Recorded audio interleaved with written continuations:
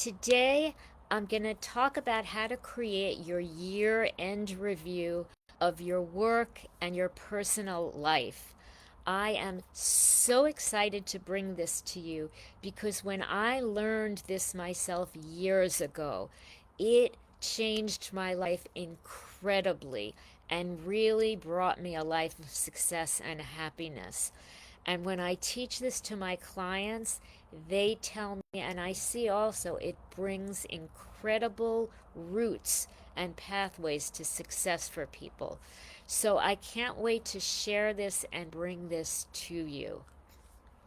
So I want you to really think in detail about this past year, where you started this year, what goals did you have, what did you accomplish, what didn't you accomplish. We're going to talk about what stood in your way, we'll talk about what worked, and I'm so excited that you're going to be able to get insights into how to do this because this literally is life changing. Again, it changed my life when I started this using this tool and technique. And my clients tell me as well, it makes such a big difference. So, when we're at the end of a year and that transition to a new year, people often jump to New Year's resolutions and they have these goals and say, I'm going to accomplish this. I'm going to get a new job. I'm going to lose weight. I'm going to move to a new home. I'm going to learn a new language or start a new exercise program. Or there are many, many New Year's resolutions and goals that we have. And the first thing I want to say is we frequently do an annual performance review at work. It's not always at the end of the year, although it often is, because very often that's part of the work evaluation. So we often do this for work, but we don't do this for our life. And I want you to think about doing it not just for work, because your life happiness is a result not just of work, but of what's going on in your life as well. Your relationships around you, uh, your health, your finances, your milestones perhaps with kids, your relationships with your family and friends, your personal growth and things that you want to do in your life. So we're going to talk about really a host of different areas, how to review them and how to use them as lessons and insight into what works and what doesn't work. And again, I know with work performance and work reviews, we often get defensive. We feel they're judgmental. So I want to say, first of all, that, excuse me, our annual review for ourselves is an objective review. No blame, no guilt, no judgment. We are just making objective observations of what worked, maybe what didn't work, what worked a little bit. So, and the best way of doing this is to have a piece of paper or a computer file or something on your cell phone and take notes for yourself. That's the best way to get results. To do this working with me, not just for me to tell you, but for you to participate. I love when people participate with me actively because that's how you get the best results. And I am happy to then talk to a limited number of people about your results and how to make the best, biggest transformations. But again, I'm going to give you some questions to think about. And the first is, what goals did you have at the start of this past year? For us now, we are at the end of 2025. We'll be starting 2026. So what goals did you have in the beginning of 2025? And some people will say, I don't even remember what my goals were because I know I didn't move forward. If you didn't move forward on goals or if you don't remember them, Or if you remember them and you know you just haven't been meeting goals, it really is that you don't have realistic, relevant pathways that will lead you to where you want to go, from where you're starting to where you want to get to. So I want you to think about what your goals were at the beginning of last year. That's the first question. And I want you to think about what goals did you achieve? What goals did you make some progress in? And what goals fell behind? And if you made some progress in some goals, those are what I call open loops. Those are low hanging fruit, areas where if you find and you identify some small steps, you might be able to finalize and reach them. I often will work with my clients and say, you know what? If you do this and this, these few small things, they're going to just lead you to finish this. So it's important to think about that. It's really helpful to think about that as well. And again, to think about what you accomplished, what you made progress in partly, and what fell behind. And to think at some point, how did that fall behind? Most likely, either you didn't have a pathway to accomplish the goal, or you fell off in the pathway for some reason. It either wasn't realistic for you, or it was too overwhelming, or it wasn't something you could follow. There was something that didn't work. So we want to think about that. And the next question is a general question. What made you feel successful this year? What made you feel happy this year? What kept you feeling high energy, energetic, enthusiastic, with momentum? What what moments, events, projects made you feel that way?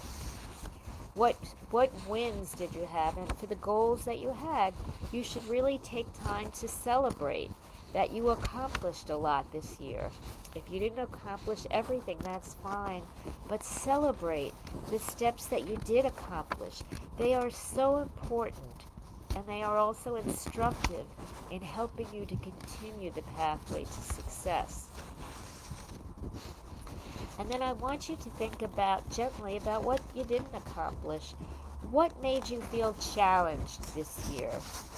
Maybe something that made you feel stressed or overwhelmed. I want you to put down those things so that we can figure out a way to get you out of feeling stressed, out of feeling challenged, out of feeling overwhelmed. And again, it's not about blame or judgment.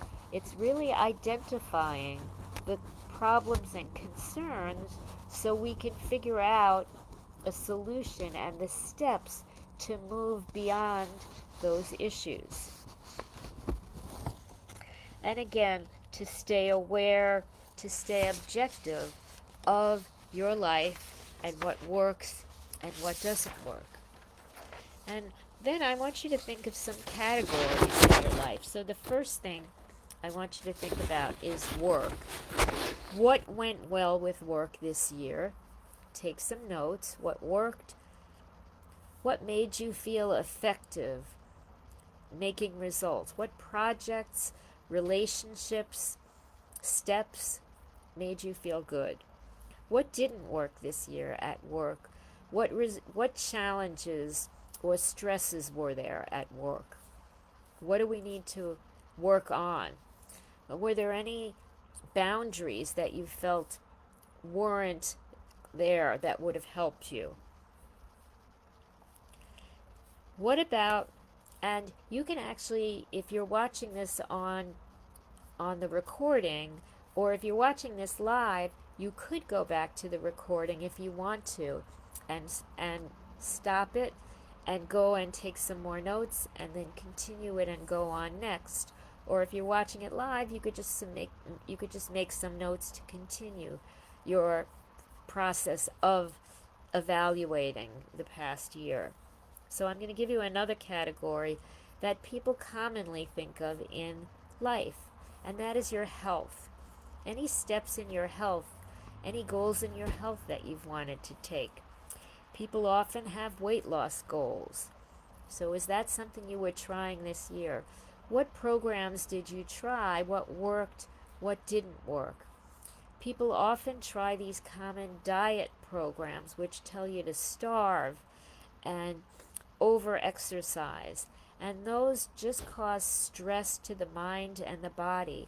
And stress hormones keep you in fat storing mode, in slow metabolism. And that is why those often end up in what's called yo yo diet cycles, roller coasters. So it's really an illustration of how you need realistic and relevant pathways to get results when you have a goal. If you pick, and these common weight loss programs are often unrealistic because they don't get rid of the root causes that keep people overweight, like having sugar cravings and stress eating and postmenopausal pounds and post-pregnancy pounds. They don't get rid of the root causes. I talk a lot about root cause elimination for many obstacles in our lives. And the way to get from here to here, to make a bridge, is to figure out what's keeping us stuck and to create those steps that will take us from the onset to where we want to be. And very often, when you're the person, it's very hard to figure out what those steps are because you're so used to being stuck. It's hard to figure out how to get unstuck. Very often, it's another person that will figure out this is what's keeping you stuck. But again, I want you to think about health issues that are goals for you, that might be even New Year's resolutions, things that you want to change in your life for your health. Maybe weight, maybe starting an exercise program, maybe improving the food and nutrition, your intake. What about finances in your life? Do you want to save money and are you not succeeding? Do you want to earn more money and you're not succeeding at, at job changes or at opportunities to change the title, responsibility, and income that you have? What about stress management? Stress is such a part of people's lives, and you don't have to live with it. It's when you don't get rid of the root causes that keep us in stress and keep us feeling that we don't control our lives, that circumstances, that life controls us.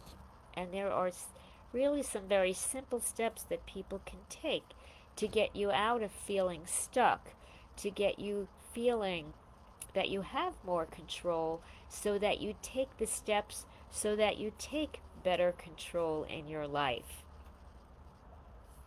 What about habits and routines that you have in your life? Do they support success? Do they support happiness and growth?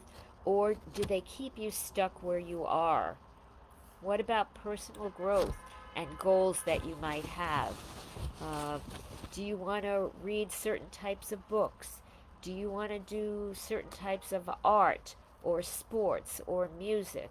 Or do you want to go to theater or go to museums or do art, certain types of art more?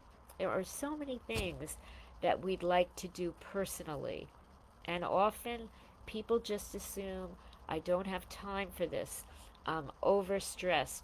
I'm overwhelmed. I have too much on my plate. And that is because you are stuck. Because you know there are often very busy people who feel in control of their lives. And that's what I would love for you to feel as well. To feel that you have control, that you have the tools, and that you can learn and get unstuck from the problems that are keeping you feeling where you're at. So again, I encourage you to go through a year-end review. Think about what were your goals in 20 at the beginning of this year, which for us is 2025. What have you accomplished? What's partly done? What fell through the cracks? Let's think objectively how things have worked for you. What has worked for you? What tools are available that you haven't brought into your life that can work for you and make a difference? These are life changing opportunities. And I encourage you again to think about your yearly review as an objective review, no blame, no guilt, no judgment. To think about your goals, your past goals. Do you have people often have the same goals going into each next year. They'll say, I want to lose weight, I want to get a new job, I want to have more money, I want to save more money, I want to have more joy in my life, more music or art, so I want to start a hobby. People often start each year with the same types of goals. And if you find that, it basically means that you are stuck for some reason. That remember, a goal, a New Year's resolution has to be accompanied by a realistic and reasonable pathway that can get you where you want to go. It's got to be able to eliminate the root causes that keep you stuck. And often people are not objective enough to figure out what's keeping them stuck. But as an expert, I often tell people, you know what? Have you tried this? Have you tried that? And we often find things that make an incredible difference by just some small steps. So I'll be willing to talk to a few people. I will put my calendar in the comments. And in my calendar, I will have a limited number of appointments this coming week. I do have a special. If you've been working with me before, you know that I have a Success Builders Club and I have a High Achievers group. And I have some people who are really introductory to both of those groups. So if you are interested in those and figuring out how you can really create your pathway to success, to be a success builder, to be a high achiever, and to open your pathway to success, to happiness, to ease in your life, so that you feel more in control of your life, not that life controls you, and that you feel no longer that you have too much on your plate, but that you can handle everything in your life and that you really are leading your best life.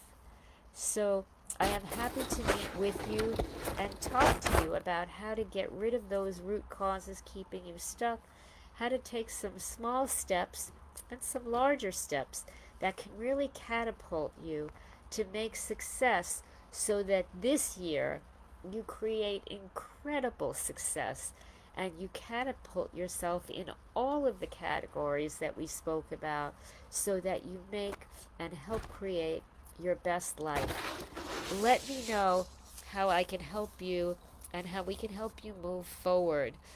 And again, a year-end review is a great tool that can help you think about where you can go, what's worked for you, and objectively get to the point of realistically thinking about creating those steps, those plans, those pathways that clear the blockages that keep you stuck, so that your life is on autopilot, a pathway that keeps you going, keeps you creating successes, and keeps you in happy, successful mode.